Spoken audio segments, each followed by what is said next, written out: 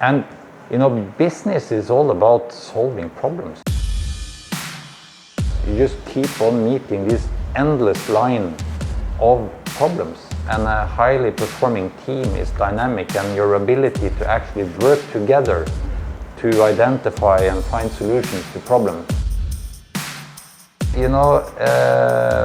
Ever since I first set foot in Asia, I have enjoyed the energy and that whole can-do spirit that you find.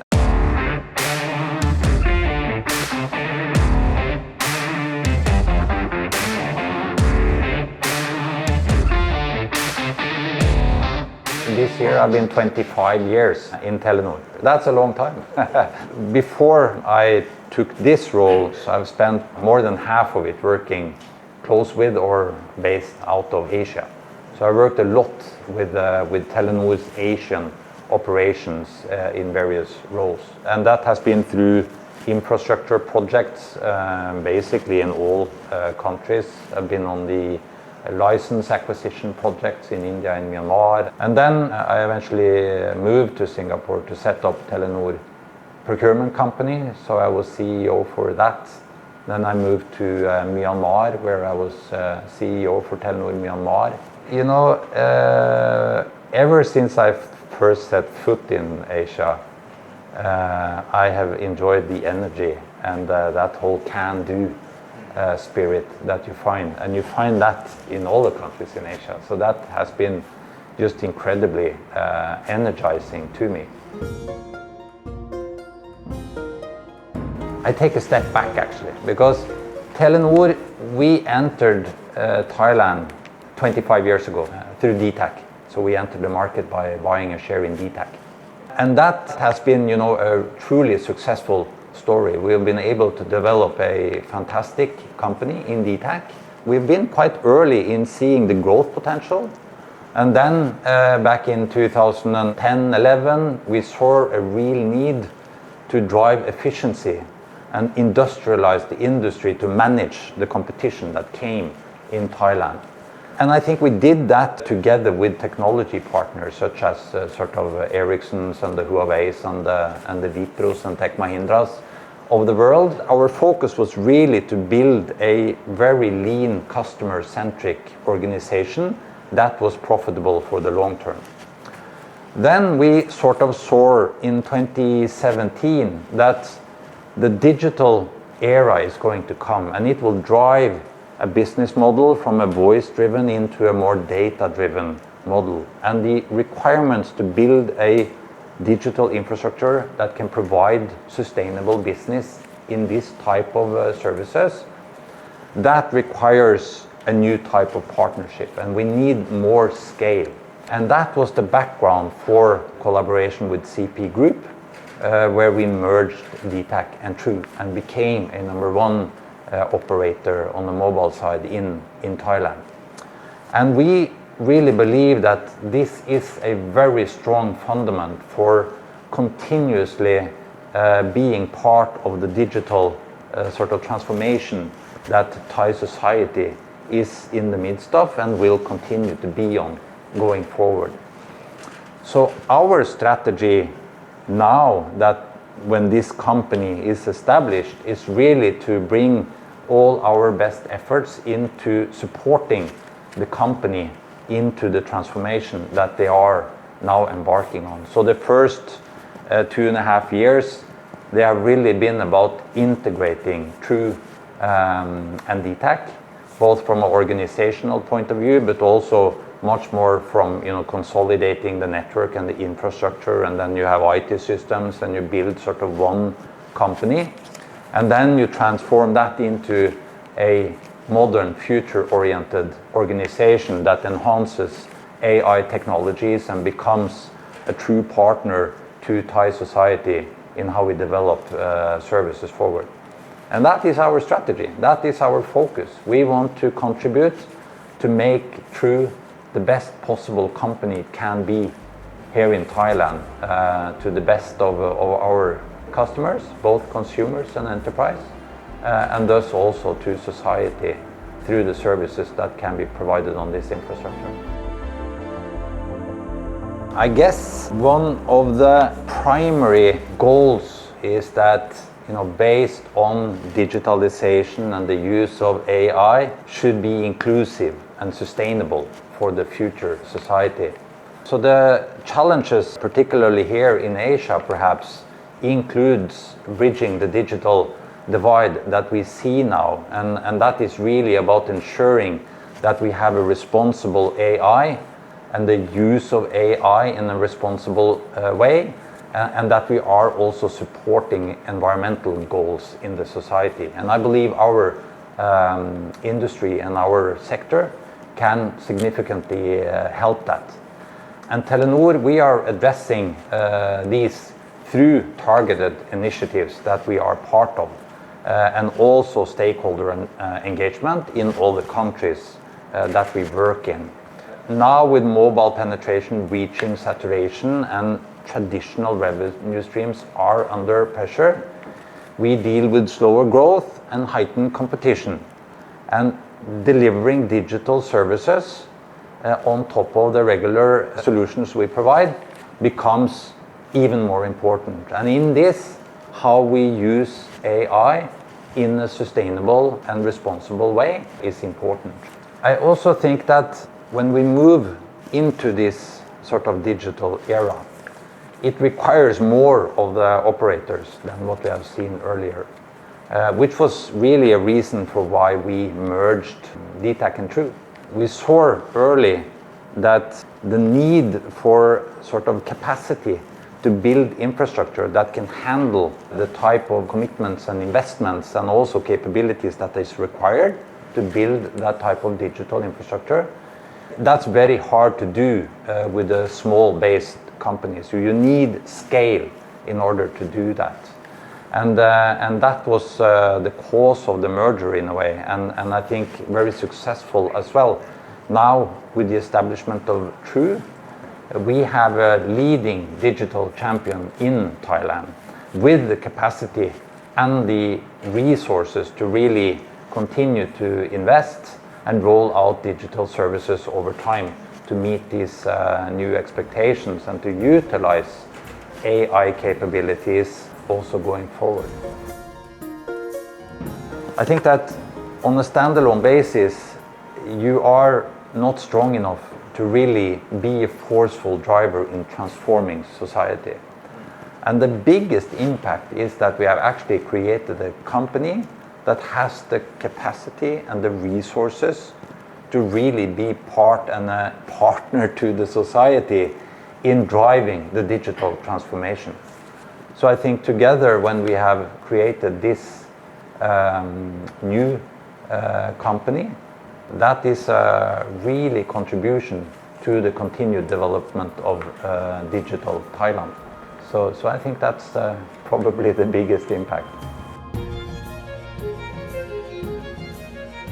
When we established the company, we built a transformation plan or an integration plan, which was critical to the company in delivering over the years after the merger happened. And the success is, of course, partly connected to our ability to deliver on that plan. And that goes around integration of the organization, it goes on the integration of the network teams, etc. So it's been a lot around building a new company culture, combining the better of the both companies. We established a slogan in the pre-phase to the launch of the new company, and we call it Better Together. The measurement of the success is about, are we delivering synergies? Are we driving the financial results that we set forth? But more importantly, I think, are we building a company with the culture that will continue to innovate and drive innovation, continue to be an important part of the transformation in Thailand. And I think that is probably the next steps. So one thing is the positive EBITDA results, and we have truly sort of transformed the company. It has been highly successful in taking out synergies and driving profitable results. And then we expect True to start paying dividend. So that's very good for investors and owners. And we expect that to happen this year, actually. But even more importantly is that continued drive on merging the culture so that you have a sustainable company that will continue to drive innovation combined with financial performance and financial results. So you are delivering to your customers, your employees, and to your shareholders. I am fairly performance oriented. So performance is very important in how Telenor has built its culture. So it's a very execution and performance driven organization. And I think Telenor stands apart from competitors to a large degree based on this culture. We have been able to see trends early and create plans and execute on plans early. And we have always been financially driven to secure that you have profitability as a foundation, because that is what is creating long-term opportunities.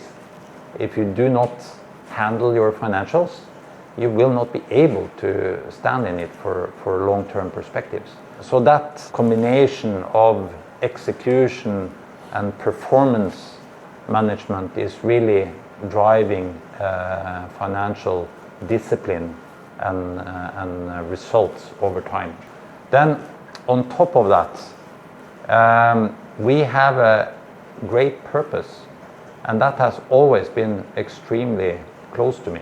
We have mission that we are empowering societies, and I'm very connected to that. You know, connectivity empowers societies.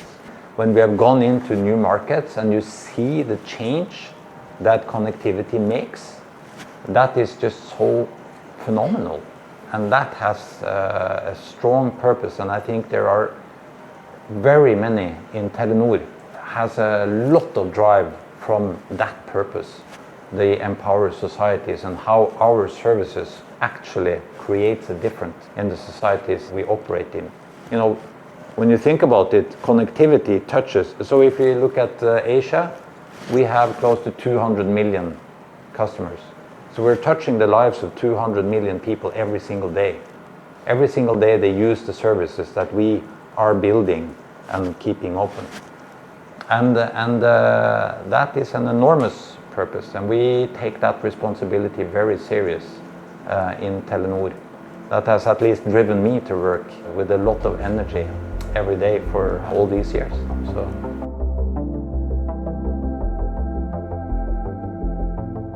So first of all, 5 to 10 years is actually quite long in our industry, but some sort of reflections on it. First of all, Asia and Thailand is very mobile savvy, so mobile connectivity will continue to be important as we move forward. You know, and 5G is really an enabler of really digital infrastructure, which is different from connectivity infrastructure. If it's in the 2G, 3G, 4G area, connectivity has been incredibly important for connecting people, talking, building communication patterns, etc. Whilst going forward, we will see more and more digitalization of society, and hence our infrastructure, the infrastructure that we as a telecom provider builds, will provide a basis for much more advanced services in society. So what we see in other markets that are perhaps a bit more advanced in the digitalization is that our services, they go from being important. It's important to be able to call, to connect, to talk, to order tickets and all of these things, but it becomes critical for society. So with the digital infrastructure based on modern technology going forward, and if we now think 5 to 10 years, you know, all of the critical functions in society emergency solutions, train solutions, defense systems, smart cities, they will all lean on a digital infrastructure at the core of what they are providing of services. And I think that will happen also in Asia and also here in Thailand. So from that angle, it will be an incredible development where digitalization will continue to escalate. And we already see that this is now powered and accelerated through the use of AI technologies and how these technologies is advancing the services and the usage of the services at the speed that we have not really seen earlier. So I think it will change quite a lot in the coming years, where sort of the infrastructure we build and provide just becomes even more critical for a modern society. Telenor, we have opened Norway's first AI data center, and it's fully controlled and operated within Norway. So that is what you call a sovereign solution, providing secure solutions nationally in the country. And we, through that, are really providing a service to corporate businesses and governments, so it's safely run based on AI. And we are collaborating with NVIDIA, so this is built on NVIDIA technology. And as I said, it's a sovereign solution, so it's built with data in country, managed in country, so it's a secure and local solution. And I think this is, and we have several customers in Norway on that platform as we speak. So that has been built over the last year. And I think this will continue to be a really important area of business, because as this infrastructure becomes more and more critical for society critical services, sovereignty will become more and more critical in all countries, and I believe including here in Thailand. So your ability to build, manage and store data in a secure way becomes relevant to enterprises and governments over time. We have also taken a proactive and principled stance with the use of responsible AI. So we use a set of AI principles that are grounded in human rights, in privacy, democratic values, and we use AI for customer efficiency projects in multiple countries. And we are part of groups, as I said, the Singapore AI Verify, I believe it's called. And then you have a GSMA Responsible AI Framework, and this is helping us build a framework on how we can implement this fast accelerating technology in a trusted way and in a transparent way to the best of consumers. But I think also governments and enterprises appreciates that we are transparent and open about how we actually apply this very powerful technology. And then if I then come to telecoms, actually there are two dominant ways we will use AI, and one is around efficiency. So we will continue to use the pressure on the industry will just continue to be high to be efficient, and the use of AI to lower capex levels or based on how you utilize the infrastructure, how you lower energy consumption, etc. That will be a very important factor. So the use of AI to take down cost and just remain and become efficient, and I think that's if you're not doing that, you will not survive for sure. Second part of AI is around how you build differentiation, and that is of course in how do you work with your customer and how are you able to become truly customer centric in the way you operate with your customers. And AI technology can really make a difference, and you can build differentiations based on how well you implement AI.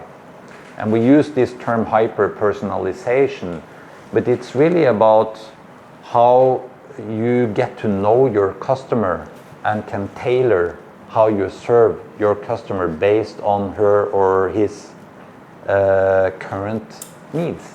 And they can change. They change when you go to school and you start working, or they change when you travel, or they change between work and home, and etc.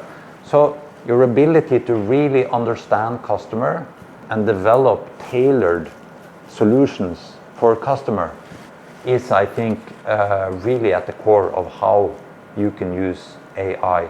And your ability to be approachable by your customer and service-oriented manner is just going to be incredibly important. And here I think differentiation is really key. It's your ability to build systems and platforms that enables you to use AI to become close to each and every customer as a single individual or as a single enterprise or corporate or small business. That is, and I think that will change a lot over the coming years. You know, I started at a fairly low level building out the infrastructure and network, and I've worked in many different roles over many years. So I have a fairly good view on how the operation works and how the value chain looks like. And I like to be hands-on because then I understand what the problems are, and I like to work together with people so that, you know, we come close, and it helps me to just know, you know, what worked well here. Is there something that could be done better? What is still unclear? What can we do to create a solution, and how do we move on from here? I think that is, you know, just an approach to problems which I think is I don't know, systematic, and it helps. And you know, business is all about solving problems. You just keep on meeting this endless line of problems. And a highly performing team is dynamic, and your ability to actually work together to identify and find solutions to problems is core. And if you have a team which is honest, they trust each other, they treat each other with respect, then you have a team that are able to look into problems. You know, what's the problem? Are there solutions? 1, 2, 3. What's better? What do we need to solve it, etc. And I think that's my approach to it. Understand it and then solve it. That has to be the military coup in Myanmar. That was very hard. For many reasons. First of all, it was a fantastic organization, and we had built it from scratch. So it was a very, very good organization. And then and then you had a society, a whole country that was on a move from somewhere to somewhere, and there was this drive and energy and optimism, which was absolutely fantastic. So, you know, it was a true privilege to be part of that and to experience such a change. I have something I call the 5-finger. Number one, you gotta have grit. You know, things takes time, and you have to have stamina to stand in it over time. That's what I call grit. The second is direction. You need direction. An organization needs direction. A team needs direction. It's very hard to follow a leader if you don't know where he or she is going, and if they're not communicating that. So direction is very important. And then the third one is not the nice one, and it's not meant like that, but it is about respect. I treat other people with respect, and I expect to be treated with respect back. And if I don't, I will, you know, then I will move forward without you. And I think that is important, actually, because it drives a culture of respect. And number 4 is the ring finger. That is about relations. One person cannot make a lot of difference, but 2 persons can make a lot more, and 3 and 4, and you know, when you have a team, you can make endless changes. So you need to work with people and create relations, because through that you are able to work through, all of these troubles and problems and all of that stuff we talked about. It helps you so much if you have good relations with people. And then the little finger, that little touch that you always need to apply, and that varies for people and organizations. I use self-irony. I'm pretty down-to-earth guy, and I can laugh at myself, and I use that actively. It's a little thing I do. So these are my 5 rules of life and work and raising kids and everything. They would be the same whether it was CEO for a company or a project manager or any other role, I think. And it's basically 3 rules that are important to me. The first one is respect. You need to have respect for others as well as yourself. You need to have respect for other cultures as well as they need to respect your cultures. And I think that has been fundamental for Telenor's ability to succeed across very different countries and cultures across the world. The second one is transparency. In Norwegian, we call it fisken på disken. Directly translated, it means putting the fish on the table. And what we mean by it is basically that, if there is a problem, just bring it forward. Then we can talk about it and then we can solve it. And I think that if we are able to build team cultures and company cultures that are transparent, you will always have an early opportunity to rectify, change course, do something to address it better. Because there is a culture that you're allowed to and you're expected to come forward and don't hide away things. I value that a lot and I try to live by it myself. And my third would be around honesty. It sounds in a way simple, but for me that is really important. It's core, and I think it's very important for organizations that honesty is a value that we live by, so that you don't get cultures and subcultures where people hide things or they are not telling you the truth, and then you don't actually know what's going on. And you believe you're going that way and we are de facto going that way. So honesty is important, and for me these 3 values are interconnected, and they are something that I try to live by myself, and I try to embed that into my leadership and the way I work with people.